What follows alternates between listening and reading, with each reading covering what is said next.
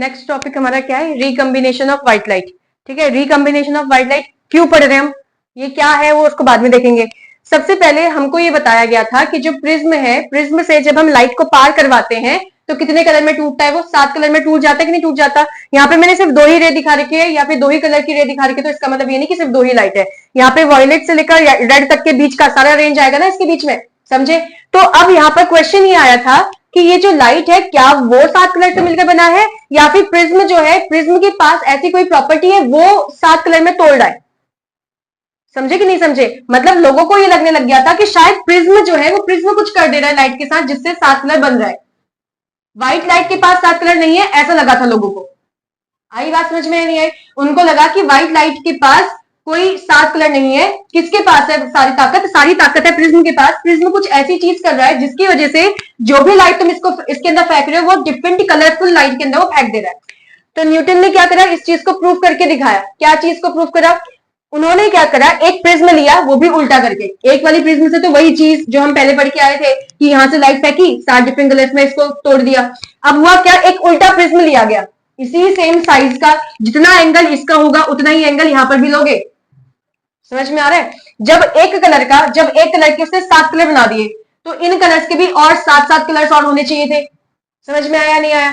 तो जब इसको ऐसे उल्टा करके रखा, किसको, प्रिज्म को उल्टा करके रखा, और यहां से जब व्हाइट लाइट फेंकी तो जब व्हाइट लाइट फेंकी उसके जो डिफरेंट कलर्स थे ये सारे डिफरेंट कलर्स वापस इसके पास गए और लास्ट मुझे क्या मिला, फिर से व्हाइट लाइट मिली।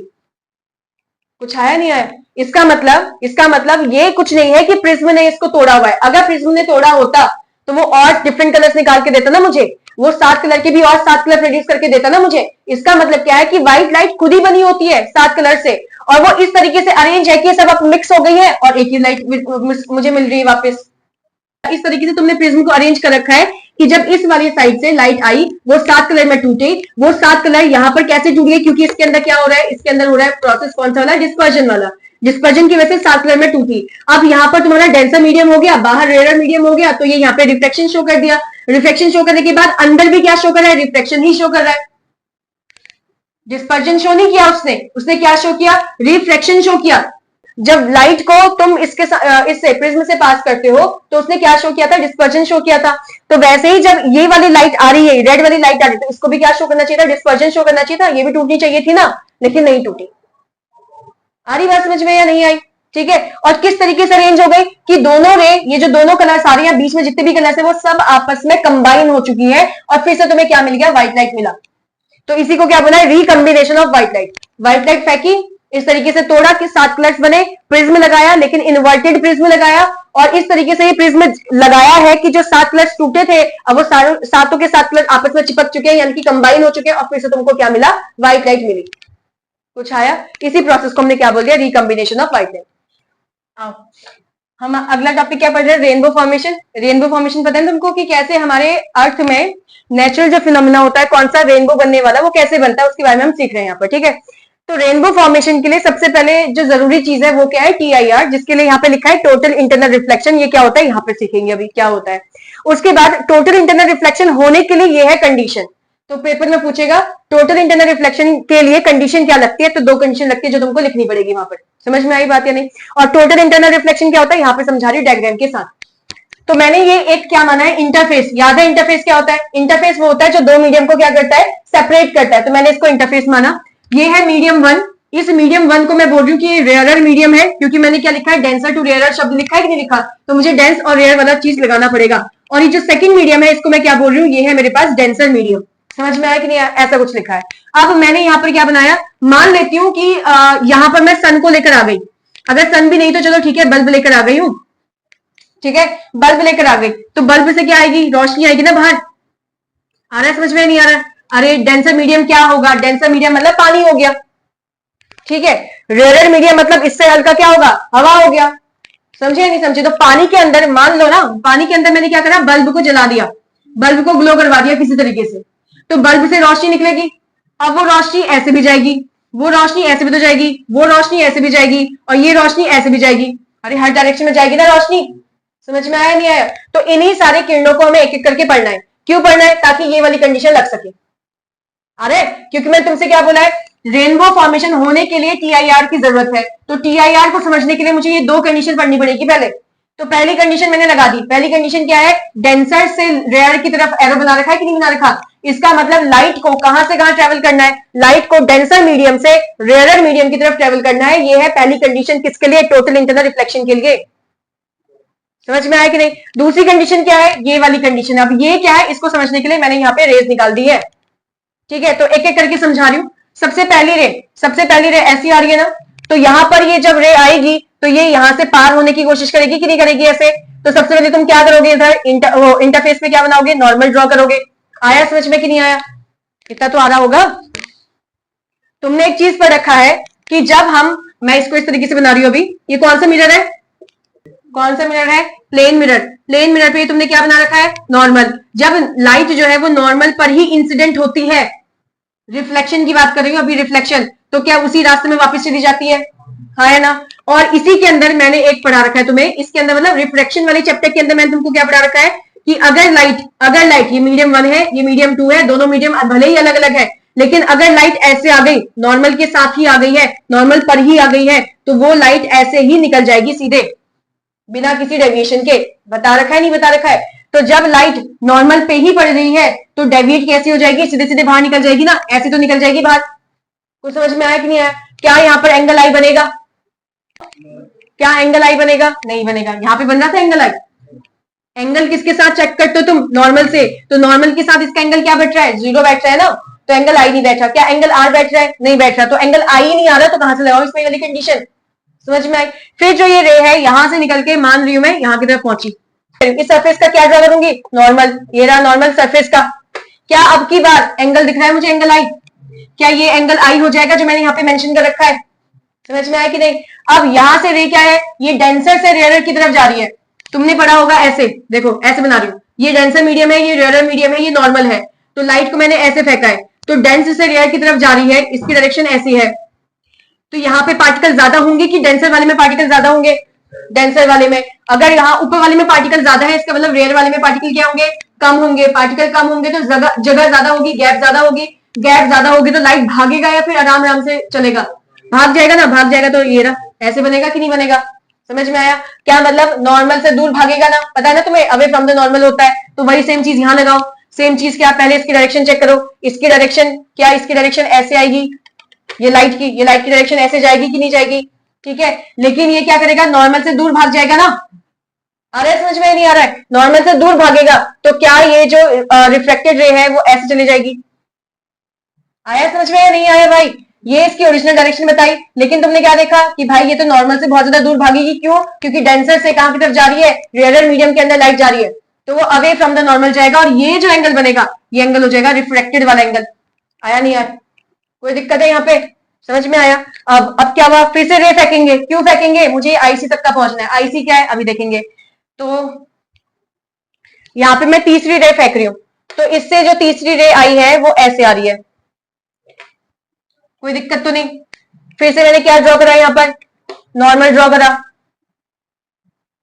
अब की बार मुझे बताओ, क्या ये एंगल आई रहेगा, इसमें और इसमें डिफरेंस क्या दिख रहा है, ये वाला एंगल कम है और ये वाला एंगल क्या है, ज्यादा। तो क्या इसको मैं I1 और क्या इसको I2 कह दूं।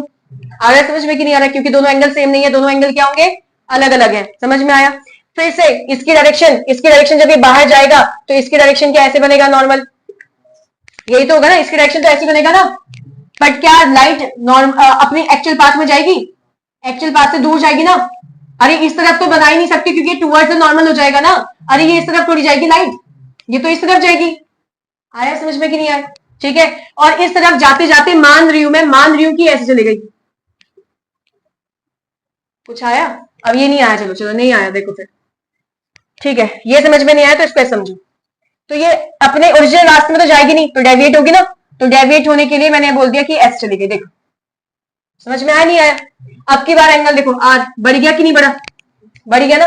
क्या जैसे जैसे एंगल ऑफ इंसिडेंस बढ़ते जा रहा है, अरे दोनों सेम तो नहीं है, ये तो दिख रहा है ना, ये दोनों सेम नहीं है, लेकिन जैसे जैसे इंसिडेंट वाला एंगल बढ़ रहा है वैसे ही रिफ्लेक्टेड वाला एंगल बढ़ रहा है कि नहीं बढ़ रहा। आया समझ में। अब मैं एक और लाइट इससे फेंक रही हूं, एक और रे फेंक रही हूं। तो बल्ब से एक और रे फेंकी मैंने, ठीक है। अब यहां पर से फिर से क्या बनेगा भाई, इस वाले पॉइंट पर नॉर्मल ड्रॉ होगा। अब तुमने जब नॉर्मल ड्रॉ करा, अब की बार इंसिडेंट एंगल चेक करना, पहले वाले के बराबर है, पहले से थोड़ा सा बड़ा हो रखा है, बराबर लग रहा है, बड़ा हो रखा है ना, तो ये हो जाएगा एंगल ऑफ इंसिडेंस थर्ड वाला। समझ में आया कि नहीं? तो तुम ये रिफ्लेक्टेड वाले एंगल को देखो, पहले क्या था, ऐसे था, अब और झुक गई, अब और झुक जाएगी ना इसमें। आ रहा है समझ में या नहीं आ रहा है? अरे रिफ्लेक्टेड वाले एंगल पहले यहां था, अगली वाली में क्या ऐसे झुक गया ना, और झुक गया ना पहले से, अब और झुक जाएगी कि रिफ्लेक्टेड रे ऐसे ही निकल गई आर पार, इस इंटरफेस पर ही ऐसे ही निकल गई, इंटरफेस पर ही। समझ में आया नहीं आया? कितना एंगल बना के नॉर्मल के साथ, 90 डिग्री का एंगल बनाकर नॉर्मल के साथ। कुछ दिमाग में बात घुसी है नहीं आ रहा है? आ रहा है? अब सुनो ध्यान से। जब एंगल ऑफ रिफ्लेक्शन, ये जो है ये क्या है, ये एंगल आ रही तो है, जब एंगल ऑफ रिफ्लेक्शन 90 डिग्री होता है तो इस वाली कंडीशन पे एक काम करती हूं, मैं इसको यहां से हटा रही हूं क्योंकि अभी मुझे लिखना पड़ेगा, यहां लिख रही हूं मैं। जब एंगल ऑफ रिफ्लेक्शन 90 डिग्री होता है तो इस वाली कंडीशन पे जो इंसिडेंट एंगल होता है इसको हम बोलते हैं क्रिटिकल एंगल।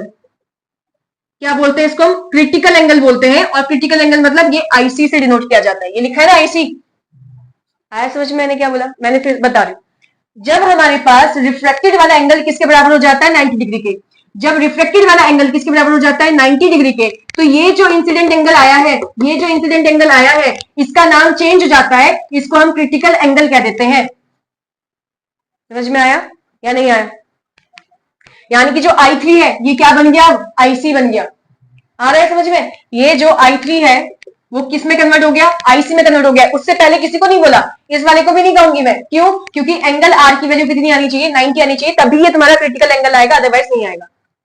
कुछ आया? कंफ्यूजन तो नहीं यहां तक का? अब एक और रे फेंकूंगी। क्यों? क्योंकि मुझे TIR के लिए क्या चाहिए? एंगल बड़ा होना चाहिए इंसिडेंट एंगल से, सॉरी क्रिटिकल एंगल से। तो अभी तक तो मैं कहां पे पहुंची हूं? सिर्फ मैं क्रिटिकल एंगल तक का पहुंची हूं। तो मैं यहां पे इसको लिख रही हूं I3 की वैल्यू किसके बराबर है? कुछ नहीं, ये IC के बराबर ही तो है। आया नहीं आया? क्या तुम ये देख रहे हो कि ये एंगल छोटा है, इससे ये वाला एंगल बढ़ गया, इसका बगल वाला और बढ़ गया, तो अब की बार जब फेंकूंगी वो एक क्रिटिकल एंगल से भी बड़ा एंगल होगा। तो यही कंडीशन तभी तो लग पाएगी जब इंसिडेंट एंगल बड़ा हो जाए क्रिटिकल एंगल से। यानी कि जब इंसिडेंट एंगल बड़ा हो जाए क्रिटिकल एंगल से, ये सारे एंगल तो इससे छोटे ही है ना, तो यहां कहीं पर TIR का कोई चांस ही नहीं हुआ। आ रही बात समझ में? नहीं आ रही?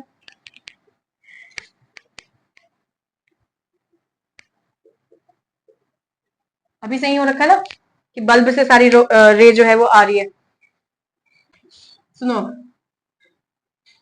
ये वाले पॉइंट को देखो, ये जो बल्ब है मैंने इसको बहुत बड़ा बना दिया, ठीक है, और यहाँ वाले को मैं यहाँ पे लिख रही हूँ, डेंसर मीडियम में यहाँ लिख रही हूँ। ये सेकंड मीडियम है ना मेरे पास, ये सेकंड मीडियम है, और कैसा मीडियम है? डेंसर मीडियम है। इसको मैंने यहाँ लिख दिया। हाँ तो भाई ये रहा तुम्हारे पास रे। क्या ड्रॉ करोगे सबसे पहले? इसमें नॉर्मल ड्रॉ करोगे। ये रहा नॉर्मल।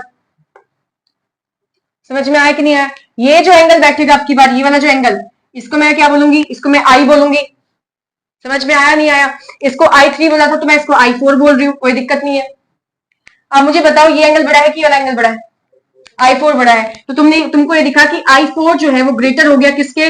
I3 के। यानी कि जो एंगल है इंसिडेंट एंगल वो मुझे बड़ा दिख रहा है अब की बार किससे? क्रिटिकल एंगल से। मिल गया कि नहीं मिल गया? जब ऐसा कोई चीज मिला तो अब की बार जो रिफ्लेक्टेड रे है वो बाहर जाने की बजाय अंदर चली गई। जो रिफ्लेक्टेड रे है वो बाहर जाने की बजाय कहां चली गई? अंदर की तरफ। अंदर की तरफ क्यों गई? तो देखो भाई यहां पर एज इट इज पास हो गई थी, यहां पर रिफ्लेक्टेड वाला एंगल आया ना, रिफ्लेक्टेड रे बनी। क्या ये धीरे धीरे ऐसे झुक रही है इस वाली साइड को? क्या यहां पे झुक गई? अगली बार कहां जाएगी? अंदर की तरफ तो जाएगी। आ रहा है समझ में कि नहीं? अरे ये पहले ऐसे गई, उसके बाद ये थोड़ा सा और झुक गई, इसमें क्या हो गया? इंटरफेस पे ही आई। अगले वाले एंगल पे कहां जा रही है? अंदर ही तो जा रही है। उसके बाद अगर एक और लाइट फेंकती हूं उसमें भी अंदर ही तो जाएगी फिर। तो भैया ये जो है यहां पर क्या हुआ? ये कंडीशन क्या होती है? जितना एंगल ये रिफ्लेक्शन वाला, जितना एंगल इंसिडेंट वाला है, क्या उतना एंगल ये बनेगा यहां से? जितना एंगल ये है उतना एंगल यहां पे बन रहा है। क्या ये कंडीशन रिफ्लेक्शन वाली हो गई है? ये रिफ्लेक्शन कहां हुई? क्योंकि जिस मीडियम से लाइट आई थी टकराने के बाद उसी मीडियम में वापस आ गई ना, जबकि यहां पे तुमने मिरर वगैरह कुछ भी यूज नहीं करा है। आ रही बात समझ में कि नहीं? तो जिस मीडियम से लाइट आ रही थी टकराने के बाद उसी मीडियम में आ गई, ये तो डेफिनेशन रिफ्लेक्शन का है। हाँ है ना? रिफ्लेक्शन में क्या होता है? एक मीडियम से दूसरे मीडियम में लाइट जाती है, उसके अंदर बेंडिंग देखने को मिलती है। और रिफ्लेक्शन में क्या होता है? जिस मीडियम से लाइट आती है उसी मीडियम में लाइट वापस आ जाती है बाउंस करके। तो जितना एंगल इंसिडेंट का होता है उतना ही एंगल रिफ्लेक्शन का आता है। समझ में आया कि नहीं? तो अब जो ये एंगल आर है, ये कौन सा वाला एंगल है भाई? ये रिफ्लेक्शन वाला एंगल है। ऊपर वाला क्या था? रिफ्रैक्शन वाला एंगल था। कुछ समझ में आया नहीं आया? मैंने यहाँ पे दो मीडियम लिए, एक डेंसर लिया और एक रेयरर मीडियम लिया। मुझे क्या पढ़ना है? मुझे पढ़ना है TIR। क्यों पढ़ना है? क्योंकि मुझे रेनबो फॉर्मेशन पढ़ना है कि रेनबो कैसे बनता है। ठीक है, तो रेनबो बनने के लिए मुझे ये वाला टॉपिक आना चाहिए। ये टॉपिक क्या है? Total internal reflection. अब इसके लिए कंडीशन क्या है? पहले तुम्हारी जो रे है वो डेंसर से रेयर में जानी चाहिए। दूसरी कंडीशन क्या है कि जो एंगल है वो बड़ा होना चाहिए। कौन सा एंगल? इंसिडेंट वाला एंगल बड़ा होना चाहिए IC के। IC क्या होता है? IC तुम्हारा होता है क्रिटिकल एंगल। तो ये सब चीजें क्या होती है? तो ये डायग्राम से शो कर रखा है। पहला, ये रेयर मीडियम हो गया, ये डेंसर मीडियम हो गया। ठीक है, तो यहाँ पे तुम्हारे पास क्या लगा हुआ है? बल्ब लगा हुआ है। तो ये डेंसर मतलब मैंने मान लिया कि पानी है, तो पानी के अंदर मैंने बल्ब लगा दिया बहुत बड़ा सा। ठीक है, और उसको सेटअप वेटअप पूरा लगा के रखा है, बल्ब को ग्लो करवाया। जब बल्ब जो ग्लो करने लग गया तो उससे डिफरेंट डिफरेंट जो है रेज निकल रही थी। कुछ रे ऐसे गई, कुछ ऐसे गई, और बाकी तो तुमको दिख रहा है रेज कैसे गई। जो रे ऐसी गई वो तुम हर एक पॉइंट पे, पॉइंट मतलब हर एक इंटरफेस वाले पॉइंट पर तुम क्या करोगे? नॉर्मल ड्रॉ करोगे। तो जब तुमने ये वाले पे नॉर्मल ड्रॉ करा, तुम्हें देखने को मिला कि लाइट जो है वो नॉर्मल पर ही जा रही थी, तो एज इट इज पास हो गई। जब तुमने सेकंड वाले पॉइंट पे नॉर्मल ड्रॉ करा तो तुमको दिखा कि कुछ एंगल तो बन रहा है, इसका मतलब एज इट इज पास नहीं हो सकती, कुछ ना कुछ एंगल वो भी बनाएगी जब बाहर निकलेगी। तो समझ में आया कि नहीं आया? फिर तुमने थर्ड वाले में देखा कि यहाँ पे भी कुछ ना कुछ एंगल बन रहा है, तो इसका मतलब बाहर जाके कुछ ना कुछ एंगल बनेगा। ये आया नहीं आया समझ में? दिक्कत हो रही समझने में? आ गया ना समझ में? और ये भी समझे ना कि ये दूर क्यों जा रहा है, क्योंकि डेंसर से रेयरर की तरफ जाता है, तो वो नॉर्मल से दूर जाता है ना, तो इसकी जो ओरिजिनल पाथ है उससे भी तो दूर भागेगा। समझ में आ रहा होगा सब कुछ, है ना? बस यही चीज करा। यहाँ पे भी तुमने फेंका, लेकिन इस वाली कंडीशन में तुम्हें क्या देखने को मिला कि रिफ्लेक्टेड रे जो झुकती जा रही है, बार बार झुकती जा रही है, अब की बार कहां पे पहुंच गई? वो इंटरफेस पर ही जा रही है एज इट इज। और इंटरफेस के साथ कितना एंगल बना रखा है उसने? 90 डिग्री का एंगल बना रखा है। किस रे ने? रिफ्लेक्टेड रे ने। तो ये जो एंगल आ रखा है कौन सा एंगल है? रिफ्रैक्शन वाला एंगल है, रिफ्लेक्शन वाला नहीं। ठीक है, इसके बाद जब तुमने फेंका, जब तुमने रे फेंका, तो अब की बारी कहां की तरफ मुड़ेगी? अंदर की तरफ मुड़ेगी ना। ये पहले यहां मुड़ रही थी, फिर थोड़ा सा यहां झुकी, फिर यहां झुकी, अब की बार अंदर की तरफ झुकेगी कि नहीं झुकेगी? समझ में आया कि नहीं आया? तो अब ये वाली कंडीशन कौन सी लग रही है? तो रिफ्लेक्शन वाली कंडीशन लग रही है, क्योंकि जिस मीडियम से लाइट आई थी उसी मीडियम में वापस आ गई टकराने के बाद, दूसरे मीडियम में तो गई नहीं है, तो ये तो रिफ्लेक्शन का कंडीशन हो गया। और ये रेस कहां जा रही है? अंदर की तरफ जा रही है, तो नाम हो गया टोटल इंटरनल रिफ्लेक्शन। टोटल तो हटा दो, क्या हो गया? Internal reflection. उसी के अंदर, जबकि जाना चाहिए था दूसरे मीडियम के अंदर, लेकिन दूसरे मीडियम में ना जाने की बजाय अपने ही खुद के मीडियम में ही रिफ्लेक्ट बैक कर गई है। आया कुछ की नहीं? तो इंटरनली अंदर की तरफ ही क्या हो गया? रिफ्लेक्शन हो गया। इसको बोलते हैं इंटरनल रिफ्लेक्शन। ठीक है, टोटल इसके लिए वर्ड नहीं लगा रखा। टोटल कहने का मतलब है, ये देखो यहां से जितनी भी रेज आएंगी, सारी की सारी रेज, यानी कि टोटल सारी रेज अंदर की तरफ रिफ्लेक्ट कर जाएंगे, इसके बाद वाली सारी रेज। कुछ आया या नहीं आया? इतना समझ में आया? अब ये जो एंगल है जहां पर तुम्हारा रिफ्लेक्टेड वाला एंगल कितना बन रहा है? 90 डिग्री। जब तुम्हारा रिफ्लेक्टेड वाला एंगल कितना बन रहा है? 90 डिग्री बन रहा है, तो उस समय जो एंगल आ रखा है इंसिडेंट वाला, उसको IC कह दिया, और IC का नाम क्या होता है? क्रिटिकल एंगल होता है। कुछ आया नहीं आया? दिक्कत तो नहीं? उसके बाद वाले जितने भी एंगल हैं वो सारे क्या होंगे? इस IC से बड़े होंगे। तो ये सेकंड कंडीशन लग गई कि जब तुम्हारा इंसिडेंट एंगल बड़ा होता है किससे? क्रिटिकल एंगल से, तो तुम्हारी कौन सी वाली कंडीशन आती है? टोटल इंटरनल रिफ्लेक्शन वाली कंडीशन आती है। कोई दिक्कत है? समझ में आ गया सारा? तो ये हमारा क्या खत्म होता है? Total internal reflection. अब हम टॉपिक क्या पढ़ रहे हैं? Rainbow formation. तो रेनबो फॉर्मेशन के लिए सबसे पहले ये तुमने शेप बना रखा है, ये किसका बना रखा है? ये है तुम्हारे पास वाटर का ड्रॉपलेट। अरे बारिश होगी तभी तो रेनबो बनता है, बिना बारिश के तुम रेनबो देख लेते हो क्या ऐसा? ठीक है, तो अगर जब बारिश होगी तो आसमान में क्या पाया जाएगा, यानी कि हमारे एटमॉस्फेयर में क्या पाया जाएगा? पानी की बूंदे पाई जाएंगी, ये जो प्रिज्म की तरह काम करेंगी। प्रिज्म क्या करता है? लाइट का डिस्पर्जन करवाता है कि नहीं करवाता? वैसे ही जो व्हाइट लाइट वाटर की ड्रॉपलेट्स है वो भी क्या करेंगे? पानी की प्रिज्म की तरह काम करेंगे, और यानी कि जो व्हाइट लाइट आ रही होगी उनके ऊपर, उसका क्या करवाएंगी? वो डिस्पर्जन करवाएंगे। समझे? यानी कि रेनबो बनाएंगी, बस सिंपल सी बात यह है। और रेनबो बनने के लिए सबसे पहली कंडीशन क्या चाहिए? सबसे पहली चीज यहाँ पर होगा डिस्पर्जन। सबसे पहला क्या होना चाहिए यहाँ पर? डिस्पर्जन। डिस्पर्जन मतलब क्या हो गया? लाइट सबसे पहले आई, इस वाले पॉइंट पे क्या हुआ? उसका डिस्पर्जन हुआ कि नहीं हुआ? ये जो तुमने ड्रॉप बना रखी है, ड्रॉप किसका है? ये वाटर का ड्रॉप है। तो जब लाइट आ रही है, लाइट कहां से आएगी? सन से आएगी। किसके अंदर जा रही है? पानी की जो ड्रॉप है उसके अंदर जा रही है। जो पानी का ड्रॉप है वो किसकी तरह काम कर रहा है? प्रिज्म की तरह काम कर रहा है। प्रिज्म क्या करता है? व्हाइट लाइट को उसके कंस्टिट्यूएंट कलर्स में तोड़ देता है। ये जो रेड कलर से बना रखा है, रेड कलर की लाइट हो गई। ये जो ब्लू कलर से बना रखा है, ये वॉयलेट वाली लाइट हो गई। बीच में सारे कलर्स है उसके।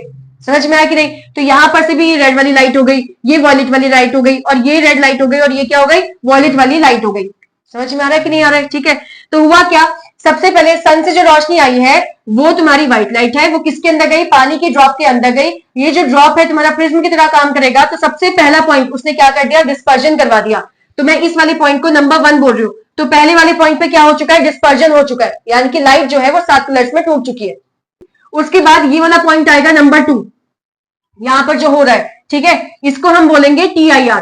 TIR पता नहीं तुम्हें क्या होता है? Total internal reflection. यहाँ पे क्या पूरी तरीके से अंदर की तरफ नहीं चली गई लाइट, जबकि ये तुम्हारा डेंसर मीडियम, वाटर का ड्रॉप, वाटर डेंसर है, यहाँ पे क्या है? रेयर मीडियम, हवा है कि नहीं है? तो हवा से जब लाइट किसके अंदर गई? इसके अंदर, ड्रॉप के अंदर गई, तब तो डिस्पर्जन हो गया, तब तो बढ़िया हो गया, क्योंकि लाइट टूट गई थी 7 कलर्स में।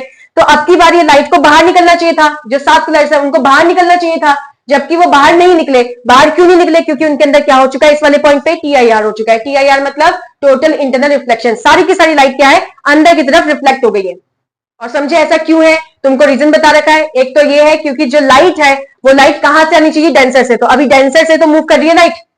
अरे ये पॉइंट समझो ना, यहां से लाइट आई, ये बल्ब मान लो जो हमने पहले पढ़ा था, तो डेंसर से लाइट आई, रेयर की तरफ जाने की कोशिश कर रही है, लेकिन जा नहीं पा रही है, क्योंकि क्रिटिकल एंगल से ज्यादा एंगल पे तुम इसको फेंक रहे होगे। आया समझ में कि नहीं आया? तो लाइट जब ऐसे आ रही थी तो वो टकराने के बाद इस तरफ चली गई। क्यों? क्योंकि दूसरा केस क्या हो गया यहां पर? TIR। समझ में आया? तीसरा पॉइंट यहां पर फिर से मुड़ी है ना लाइट यहां पर। अरे एक बार यहां पे लाइट टूट गई है तो यहां पे डिफ्लेक्शन हुआ, यहां पे लाइट मुड़ी, और यहां पे भी तो लाइट मुड़ गई है ना। तो तीसरी वाली चीज में तुम्हें क्या होते हुए दिख रहा है? डेंसर मीडियम से कहां आ गया? रेयर मीडियम में। तो क्या चीज दिख रहा है तुमको यहां पर? रिफ्रैक्शन। समझ में आया नहीं आया? तो तीसरी वाली चीज में क्या हो गया? रिफ्रैक्शन हो गया। तो जब ये तीनों चीज लग रही है तब तुम्हारे क्या बन रहा है? रेनबो बन रहा है। ये जो बाहर निकलते हुए आ रहा है ये पूरा तुम्हारा रेनबो ही तो है। यहां नीचे जमीन मान लो, समझे या नहीं समझे? नीचे जमीन मान लो, ये जो दिख रहा है बाहर तुम्हें, तुम्हारी आंखों से जो दिखेगा, ये पूरा जो पॉइंट है वो क्या है? रेनबो है। समझ में आया? रेनबो का सबसे टॉप वाला कलर तुमको हमेशा कौन सा दिखेगा? Red colour. और सबसे नीचे वाला कलर तुम जो देखोगे, तुम तो जमीन पे खड़े हो तो तुम यहाँ खड़े होगे ना भाई, ये तो हवा में उड़ रही ना सारी चीजें, ये बारिश की बूंदे तो हवा में है ना, एटमोस्फेयर में। और तुम जब खड़े रहोगे तो तुम यहाँ पे होगे ना भाई, ये रहा जमीन, तो तुम तो यहाँ होगे ना, ये हो तुम। समझ में आ रही बात या नहीं? तो तुम यहाँ पे हो तो तुम ये फिनोमेना देखोगे ना, रेनबो बनते हुए। तो तुम्हें सबसे ऊपर वाली लाइट, ऊपर वाली कलर कौन सा दिखेगा? Red colour. सबसे नीचे वाला कलर तुम्हें कौन सा दिखेगा? Violet colour. समझ में आया नहीं आया?